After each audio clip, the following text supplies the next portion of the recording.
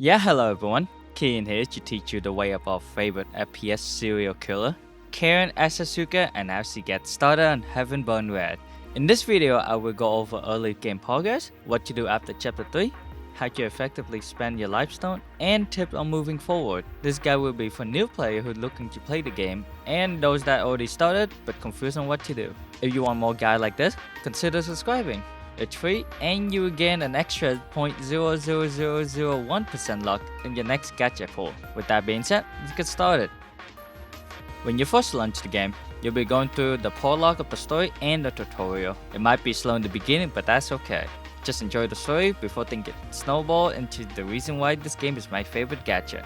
As for what character you pick, I have a whole video on it if you want the specific detail. Link will be in the description. With that being said, here's a TLDR of who you should aim for when picking your first SS. The first on the list is Timer SS1 for hard healing and DP revive. She will be your greatest cute and funny healer in this game because of the versatile healing kit on top of the DP revive to cover your skill issue. Our second best is Sierra SS1 for general support. If you need an all-in-one support, she's your girl. She can heal, taunt, tank, give crit buff, and give you a fortune telling on your upcoming gacha luck with only 53% accuracy. For the first 10 hours or so, you will be and only be grinding out the story until you finish chapter 3, because that's when you unlock most of the grindable content for your character.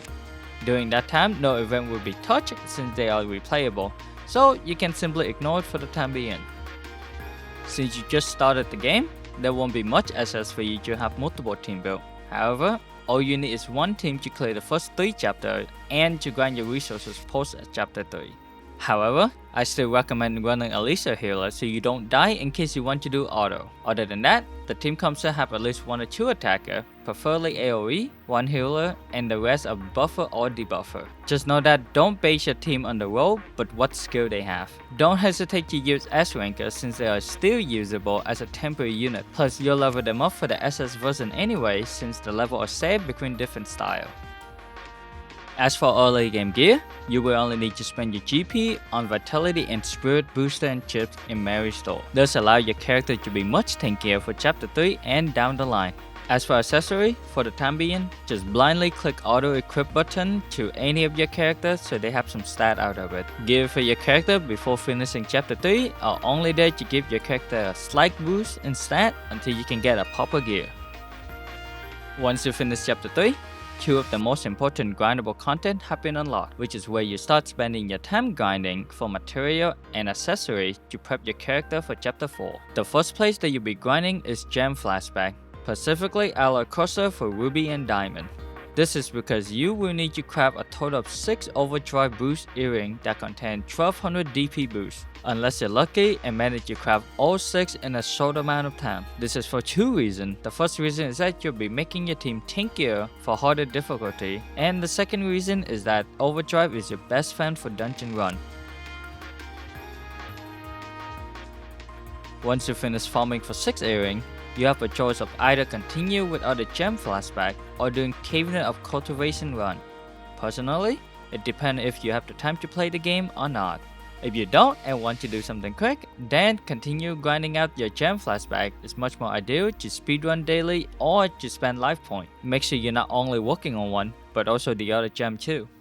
If you have time to sit down and play the game, then I recommend grinding out Elemental Dungeon since it takes a lot of time exploring the first time. When you're doing the dungeon run the first time, I recommend only using 1 Lifestone to start and use the rest to refill as necessary because the first one is always exploration for the 100% completion. No, you don't have to 100% it, but it does look nice. Since dungeon only give you ring, Aqua Amber, and Sunshine, I recommend grinding out until you have a total of 6 rings for your flex team. Don't worry about having the perfect stat for these rings because you'll eventually come back to grind for Aqua Amber and Sunshine, which means ring grinding anyway. If you are starting doing a new update, then store up your Lifestone since you'll be spending it on grinding. Since the limit is up to 99, you can store up quite a bit of Lifestone before using it all for gem and accessory. Most of the time, I recommend only using your Lifestone when grinding out gem flashback. As for dungeon, I don't recommend using any Lifestone, but rather you use your dungeon ticket. Those can be received by playing Skull Battle. You can actually stack up to 99 of them, so use them as much as you can. However, you cannot use those tickets to refresh energy, so if you want to be efficient, then you will need to clear everything in one run. Once you have your ring and earring, you can now start grinding for bracelet, necklace, and charm via gem crafting. You will need to go back to dungeon grinding since you want to grab the 2 drop while farming for that perfect +4 ring for your character. I won't go over which characters use which gear because it's a whole different topic. Also, make sure that you check out the character memory restoration in order to get memento, which is exclusive to Pacific style and will be useful in getting more stat. During this time, you can either go play the event or continue with the story. If you choose to play the event, then you don't need to spend your Lifestone on them since you'll be unlocking them permanently anyway using Elder West. If you decided to continue with the story, then I recommend using sub your Lifestone to grind out for gear since chapter 4 will be hard without fully equipped gear. As for how much gear you should farm, then here's a basic list of gear of what you want to farm for. 6 ring of the element that your character have. Don't just farm for one element and force everyone in your team to run the wrong elemental ring. Since the ring are RNG, you should aim to have it maxed out since it's only go up to +4.